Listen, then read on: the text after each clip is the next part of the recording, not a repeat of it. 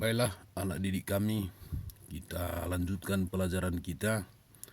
Nah, jikalau minggu kemarin kita belajar tentang pewarisan sifat, maka untuk minggu ini kita memulai belajar tentang listrik statis. Anak didik kami yang mana yaitu pada hari ini kita memulai tentang listrik statis, di mana adalah listrik statis itu adalah listrik yang diam, listrik yang tidak mengalir.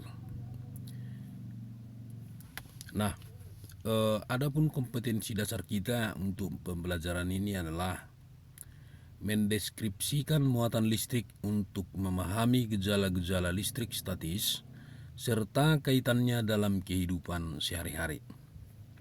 Nah, indikator yang akan kita pelajari dalam listrik statis ini ada 5 indikator. Yang pertama adalah menjelaskan cara memberi muatan listrik pada benda. Yang kedua, menjelaskan secara kualitatif hubungan antara besar gaya listrik dan muatan listrik serta jarak antara benda bermuatan listrik. Yang ketiga, menentukan arah garis gaya listrik pada benda bermuatan listrik. Yang keempat, menjelaskan tentang peristiwa induksi listrik. Yang kelima, menjelaskan penerapan listrik statis. Nah, jadi anak didik kami, materi yang ada di dalam indikator 1 adalah bagaimana kita mengenal muatan listrik itu. Nah, di sini kita lihat dalam kehidupan sehari-hari kita sering meminum minuman kesehatan, di mana di situ tercantum mengandung mineral dalam bentuk ion. Nah, bagaimana maksudnya?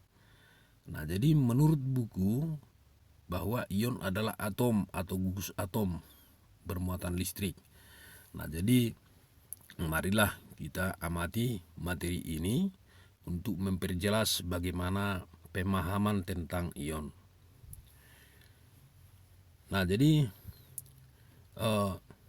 muatan listrik, pengertian atom. Nah, atom adalah bagian terkecil dari suatu benda yang tidak dapat dibagi lagi. Teori atom menurut Niels Bohr bahwa satu atom terdiri atas inti atom bermuatan positif yang dikelilingi elektron bermuatan negatif.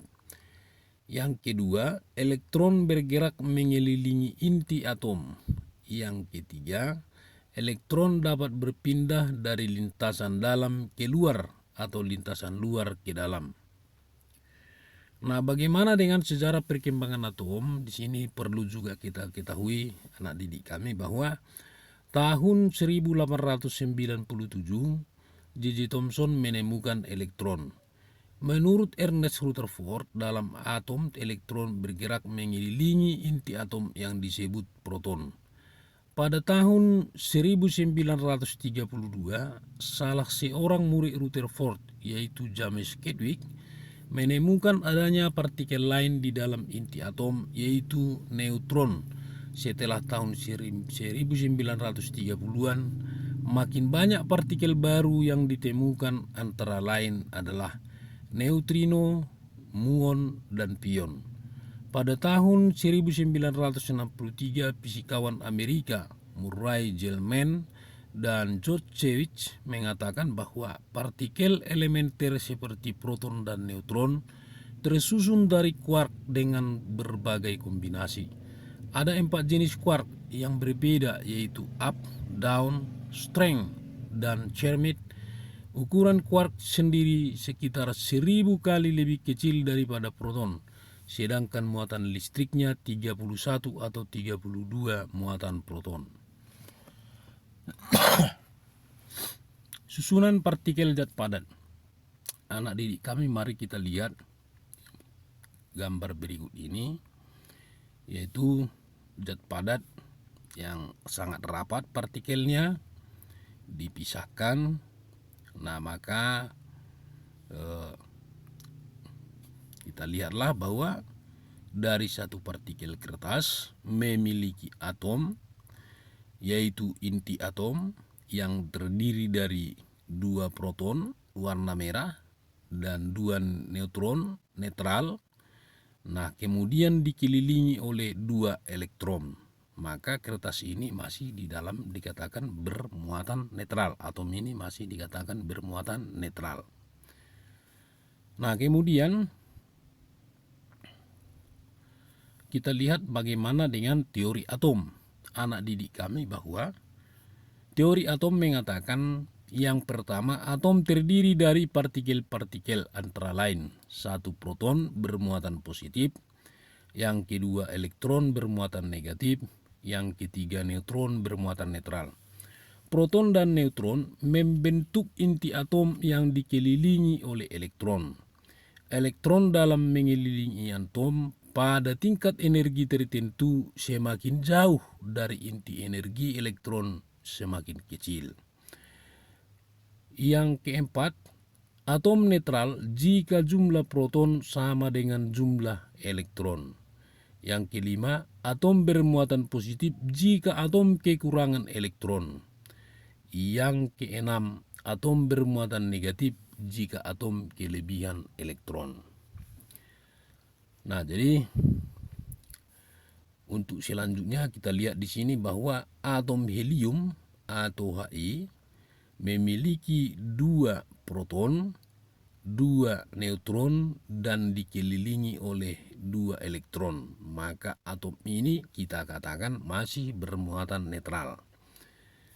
Kemudian kita lihat di sini atom lithium atau Li memiliki 3 proton, 3 neutron dan dikelilingi oleh 3 elektron. Maka lithium itu bermuatan netral. Nah, jadi pada intinya bahwa inti atom itu terdiri dari proton dan neutron, di mana proton bermuatan positif dan neutron bermuatan negatif yang jumlahnya sama. Nah, baiklah anak didik kami, bahwa muatan listrik pada atom, nah kita lihat di sini Na, kemudian elektron mengalir ke klor. Nah, maksudnya apa di sana? Bahwa natrium kehilangan elektron, maka natrium kekurangan elektron dan natrium menjadi bermuatan positif. Sedangkan klor menerima elektron, maka klor kelebihan elektron dan klor menjadi bermuatan negatif.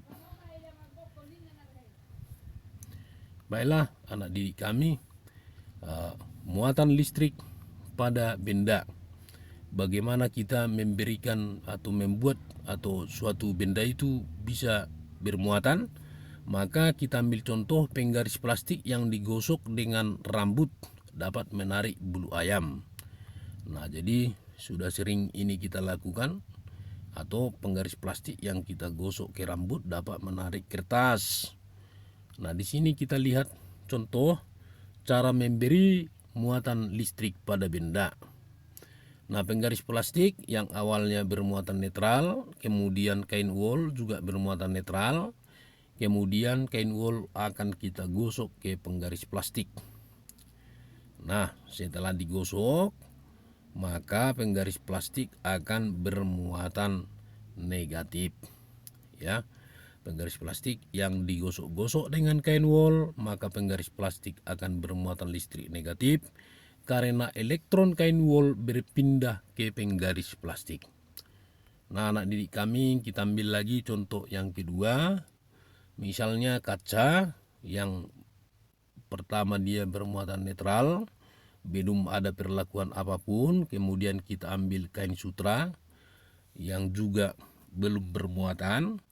Nah, maka kain sutra kita gosok ke kaca. Nah, apa yang terjadi? Mari kita lihat. Yang terjadi adalah kaca bermuatan positif. Nah, jadi anak didik kami bahwa kaca yang digosok-gosok dengan kain sutra, maka kaca akan menjadi bermuatan listrik positif karena elektron kaca pindah ke kain sutra. Nah, jadi untuk itu anak didik kami, semoga apa yang Bapak jelaskan boleh kamu pahami, dan Bapak memberikan tugas untuk kalian, yaitu dengan membuat catatan sebaik mungkin untuk dapat lebih mudah kau pahami tentang listrik statis. Nah, jadi akhir kata Bapak ucapkan selamat belajar, tetap semangat untuk belajar, untuk meraih dan mencapai cita-cita masa depan. Demikian, terima kasih.